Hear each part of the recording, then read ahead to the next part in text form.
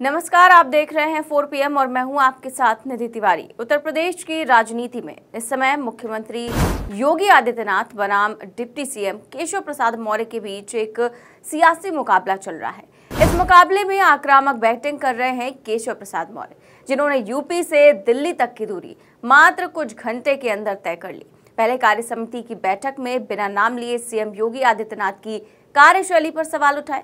इसके बाद दिल्ली जाकर भी अपनी नाराजगी बीजेपी अध्यक्ष जेपी नड्डा के सामने रख दी। उत्तर प्रदेश बीजेपी में मचे इस घमासान के बीच अब प्रधानमंत्री मोदी की भी एंट्री हो गई है। दरअसल केशव प्रसाद मौर्य के योगी सरकार के खिलाफ बगावती तेवर के बीच अब पीएम मोदी ने यूपी बीजेपी अध्यक्ष भूपेंद्र चौधरी से मुलाकात की है और यूपी बीजेपी अध्यक्ष से पीएम मोदी ने करीब 1 घंटे तक मुलाकात और बातचीत की। बताया जा रहा है कि पीएम मोदी ने भूपेंद्र चौधरी से उत्तर प्रदेश में पार्टी के खराब प्रदर्शन को लेकर जानकारी मांगी। इसके अलावा पीएम मोदी ने प्रदेश अध्यक्ष से संगठन में तनातनी को लेकर भी सवाल पूछे और अब खबर है कि पीएम मोदी आज बीजेपी के कार्यकर्ताओं से भी मुलाकात करेंगे। जी हां, ये ब्रेकिंग न्यूज भी चला दी गई है। देखिए, लिखा हुआ है कि यूपी के घमासान ने बढ़ाई बीजेपी की टेंशन, आज कार्यकर्ताओं से मुलाकात करेंगे पीएम मोदी, संगठन और कार्यकर्ताओं को नया संदेश देने की कोशिश करेंगे। यूपी बीजेपी में बड़े बदलाव की तैयारी में बीजेपी आलाकमान। तो बड़े बदलाव की तैयारी हो रही है बीजेपी में और यूपी में जो घमासान मचा हुआ है, इसको लेकर गौरतलब है कि केशव प्रसाद मौर्य ने संगठन को लेकर जो है बड़ा बयान दिया और कहा कि संगठन को सरकार से बड़ा बताया और लोकसभा चुनाव नतीजों के बाद से ही मुख्यमंत्री योगी आदित्यनाथ से उनकी दूरियां काफी देखी जा रही हैं। केशव प्रसाद मौर्य कैबिनेट की बैठक में भी नहीं शामिल हो रहे हैं। बुधवार को उन्होंने सोशल मीडिया पर फिर से अपनी बात को दोहराते हुए एक बार फिर से पोस्ट किया कि जिसके बाद से सियासी सरगर्मियां और ज्यादा बढ़ गई। दरअसल केशव प्रसाद मौर्य ने अपने ट्विटर पर लिखा कि संगठन सरकार से बड़ा है, कार्यकर्ताओं का दर्द मेरा दर्द है, संगठन से बड़ा कोई नहीं, कार्यकर्ता ही गौरव है। अब इन उथल पुथल के बीच लगातार जो है सियासी अटकलें लगाई जा रही हैं। इस बीच कल सीएम योगी ने अचानक राज्यपाल आनंदीबेन पटेल से भी मुलाकात कर ली, तो सियासी अटकलों का बाजार और भी ज्यादा गर्म हो गया। हालांकि कहा गया कि विधानसभा सत्र को लेकर ये मुलाकात थी सीएम योगी और राज्यपाल की, वहीं सीएम ऑफिस की तरफ से भी ये शिष्टाचार भेंट इसको बताया गया। इन सब के बीच दिल्ली में भी कुछ मुलाकातें चर्चा में रहीं। गृह मंत्री अमित शाह ने पीएम मोदी के आवास पर प्रधानमंत्री मोदी से मुलाकात की। सूत्रों की माने तो इसमें मौजूदा राजनीतिक हालात पर चर्चा हुई और इस दौरान यूपी में पार्टी के खराब प्रदर्शन पर भी बात हुई।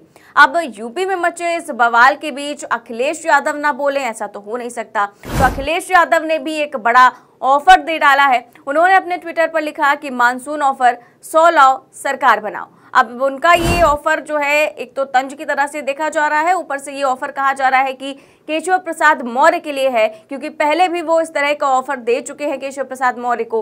वहीं बीजेपी पार्टी अनुशासन को लेकर क्योंकि खुद की पीठ बहुत थपथपाती रहती है, खासकर पिछले कुछ सालों में केंद्र में मजबूत स्थिति में रहने के दौरान पार्टी का अनुशासन देखा भी गया, ऐसा जानकार भी मानते हैं। लेकिन अब यूपी में पार्टी नेताओं के बयानों ने इस कथित अनुशासन को तोड़ दिया है। अनुशासन और ज्यादा टूटता उससे पहले दिल्ली से बुलावा आ गया।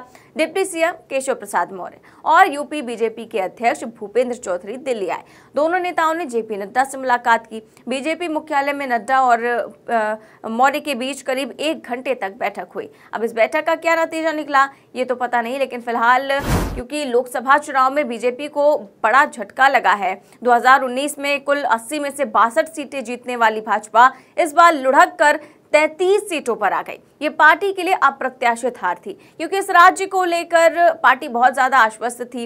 हार के बाद से ही बीजेपी और एनडीए के बाकी नेताओं ने योगी सरकार के खिलाफ मोर्चा खोला हुआ है, अलग अलग मुद्दों पर उन्हें घेर रहे हैं।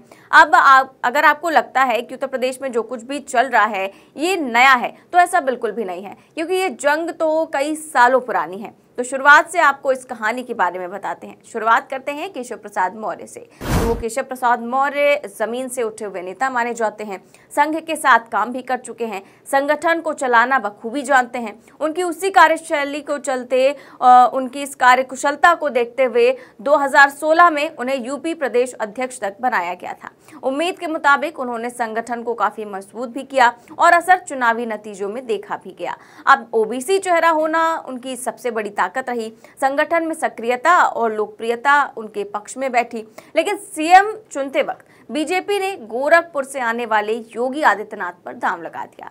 हर कोई हैरान रह गया, लेकिन सबसे ज्यादा चकित रहे केशव प्रसाद मौर्य। जब वो मुख्यमंत्री बनने के सपने देख रहे थे, तभी दिल्ली से योगी आदित्यनाथ को फोन चला गया, तुरंत बुलाया गया। उस एक ऐलान के बाद से ही केशव प्रसाद मौर्य और योगी आदित्यनाथ के बीच मनमुटाव की दीवारें बननी शुरू हो गई थी। केशव प्रसाद मौर्य को डिप्टी सीएम जरूर बनाया गया, कुछ अहम मंत्रालय भी खाते में दिए गए, लेकिन मुख्यमंत्री ना बनने का मलाल तो साफ दिख गया। इसके बाद साल बीतते गए, लेकिन केशव प्रसाद मौर्य और योगी आदित्यनाथ के बीच मनमुटाव वाली दीवार ज्यादा पिघल नहीं सकी। कई बार भी ऐसा देखा गया कि सियासी पोस्टरों में योगी को जगह मिली, लेकिन केशव प्रसाद मौर्य को आउट कर दिया गया। ये सब कुछ राजनीति से प्रेरित माना गया, लेकिन बढ़ती दूरियों का सबसे बड़ा गवाह भी बना। इसके अलावा योगी आदित्यनाथ और पीएम मोदी की बढ़ती गर्मजोशी ने भी यूपी की सियासत पर अपना जबरदस्त प्रभाव रखा।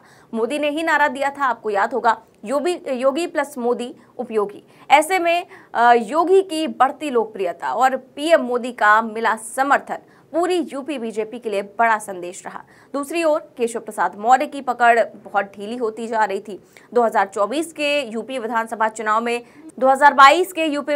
चुनाव में सिराथू सीट से वो हार गए। कौशाम्बी जिले की जिन सीटों पर सबसे ज्यादा प्रचार किया, वहां भी पार्टी को ज्यादा सीटें नहीं दिला सके। ऐसे में सियासी रुतबा कुछ कम हुआ।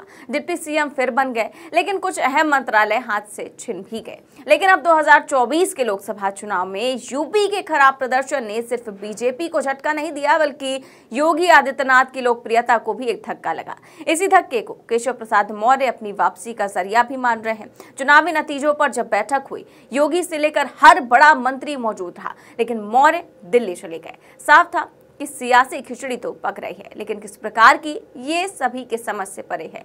फिर कार्य समिति की बैठक में स्थिति और साफ हुई, जब केशव प्रसाद मौर्य ने संगठन बनाम सरकार का राग छेड़ दिया। इसके बाद दिल्ली भी चले गए, नड्डा से मुलाकात भी कर ली। माना जा रहा है कि मौर्य बीजेपी को मिले यूपी में झटके को अपने लिए अवसर के रूप में देख रहे हैं, लेकिन क्या योगी इस आपदा को सही में अवसर में बदलने देंगे?